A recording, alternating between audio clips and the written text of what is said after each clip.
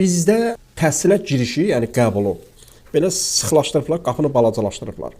Amma təhsildən o tərəfdən çıxanı, o birisi qapını, təhsildən sonrakı qapını, onu genişləndiriblər. Yəni buradan güclə bir tərcih girdin, testlə filanla girdin, oranı mütləq qutarasan. Amma Türkiyədə filanda belədir ki, attestatla qəbul edirsən, amma qutara bilmirsən. 80% keçə bilmirsən. Keçə bilmirsən. Mümkün deyil. Burada da onların filialları və hətta filiallara Azərbaycanda fəaliyyət göstərir. Oradan da keçmək mümkün deyil. Çünki şəffafdır. İmtahanlar da, filanlar da lap test edən olsun, amma şəffafdır. Eləyirsən, keçirsən. Eləmirsən, mümkün deyil. Bizdə necədir? Bəzən mən belə bilmirəm indi təhsil haqqında qanunda varmı, yoxmu? O müəyyən bir vaxt da verirlər. Əgər bitirə bilmirsənsə 3 il, 4 il müddət də verirlər. Yəni bunu niyə verməlidirlər? Bu adam ki, bu müddət ərzində bu bitirə bilməyibdi. Bunu belə deyək, imtahanlardan keçə bilməyibdi. Falan qədər kəsiri var. Adam var, tanıyıram məsələn 15-20 dənə kəsiri var. Qabaqlar bizim bir dənə kəsirimiz olur. Universitet qazanır. Deməli, məsələ belədir. Təhsil də biznes strukturudur. Bütün dünyada belədir. Deməli, bunlar pul qazanmağı hədəfləyir. Ona görə attestatdan qəbul edirlər, pulunu alırlar, sonra oxumağı çətinləşdirirlər. Tələbələrin çoxu keçə bilmir kursları, diplom ala bilmir, təkrar hər il yenə pul ödəyir, o biri il. Yəni, universitet burada abarot eləyir, dövrə eləyir, pul qazanır. Onun vezinə döyür, oxu, keç, mən pulumu almışam, özün bilərsən.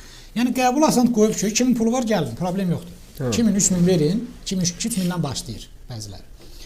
Amma təhsil də verir də. O təhsil verir. İndi o da təhsil verirsə, amma orta bazası olmayan onu davam oxuya bilməyəcək, başa düşməyəcək. O durub 4-cü sinifdəki məsələni orada sənə təzədən öyrətməyəcək. Onun üzərində öyrətsən, onu keçməliydin. Ondan sonraki mərhələni öyrədəcək, tətbiq riyaziyyat öyrədəcəksən. Yəni bu onların vecinə deyil. Deyir ki, özünə güvənsən, gəl oxu. 11 il təhsil almısan, onun üzərindən biz davam edəcəyik. Təzədən sənə qayıdıb 3-dən, 5-dən, 7-dən dərs keçməyəcək məsələn. Və yaxud peşələrin o texniki tərəflərini, mütəxəssis tərəflərini onun bazasında öyrənir. Məsələn, tutaq ki, bir adam qida mühəndisliğinə girib, adam kimyadan elementar bilikləri yoxsa, necə orada durub bir izah eləməyəcək. O qida formulu yazacaq oraya ki, bu qidaların təşkilində bu formul olmalısan. O formulu heç oxuya bilməzsən taskada. Ko2 nədir, C2 nədir, sən başa düşməyəndən sonra bir sənə onu təzədən 4-cü sinifin kimyasından öyrətməyəcəksən onu. Yəni bunların vecinə deyil, bu biznes strukturudur. Valideynlər ona görə bu şeyə ancaq diplom almaq xatirinə yönəlirlər, uşaqlarını buna yönəldirlər və o bir çox hallarda onu qutara bilmir. Hətta qutarsa belə peşəkar savadlı mütəxəssis olmur da. Gələndə indi bazar iqtisadadır. Şirkətlər diplomu olan yox, bacarıqlı kadr axtarır. Kadr gəlir, deyir, buyur işdə görüm, praktikasını baxır, görüm işləyə bilirmi? İşləyə bilmirsə, sən 7 dənə diplom gətir, onun nəyinə lazımdır? Sən getdin. Amma işləyə bilən hətta diplom gətirməsə belə onu götürəcək. Yəni özəl şirkətlər, indi bəzi dövlət şeyləri rəsmi məcbur edir. Amma özəl şirkət deyir, qardaş, mənim işimə para bilir, mənim diplom, mən kağızda baxmıram.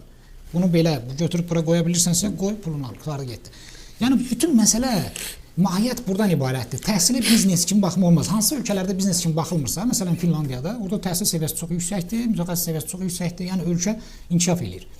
Yaponiyada məsəl üçün. Yəni biz elə bir model, biz nə bilmirik nə modelidir. Biz elə bir model götürmüşük ki, nə ondanıq, nə bundanıq.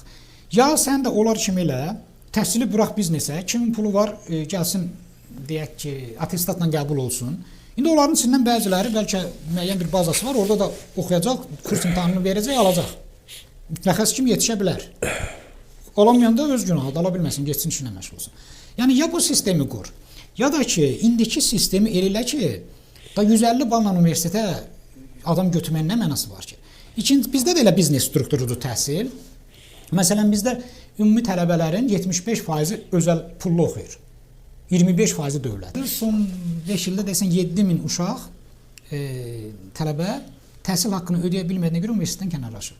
Kasıb ailərin uşaqları. Yaxşı, o 7000 uşağın içində bir 70 nəfər parlaq istedad ola bilərdi, mütəxəssis çıxa bilərdi də ən azı. Məhv elədik onları. Pulu yoxdur. Bu nə deməkdir? Bu nə yanaşmadır? Deməli, pulu olanlar istedadı olmasa belə oxuyacaq, diplom alacaq, sabah gəlib bir işdə istəyəcək. Əsl istedadırsa, kasıb ailənin uşağı deyə, yaxşı istedadı, parlaq gələcəyi var idi, pul ödəyə bilmədiyinə görə çıxdı getdi evinə. Yəni, bu nə yanaşmadır? Bununla biz nə eləmək istəyirik? Yəni, ya bir dövlət proqramı olmalı, bunlara nəzarət eləməlidir, ya da bu, ümumiyyətlə, pullu təhsillər olunmalıdır. Dövlət pulsuz eləməlidir ali təhsili, amma şərtləri yuxarı qoymalı. 150 balla, 200 balla qəbul eləmə. Denən ki, 400 bal keçibdir. Minimum 400 Hə, bal. 400 bal qoy, pulsuz elə. İkincisi də sənin əmək bazarının nə qədər tələbatı var ki, sən 100 min tələbə buraxırsan. 20 min burax. Bazar tələbatına uyğun onda dövlətin xərci də azalsa, 100 min tələbənin xərcini çəkməsən, 20 min tələbə. Qalanlarını isə yönəldirsən peşə liseylərinə. Gedib qəşəng peşəkar mütəxəssis olur, daha da özünə biznes qurur, iş qurur, daha yaxşı olur. Nəinki əlində diplom küçələrdə çaxtarır.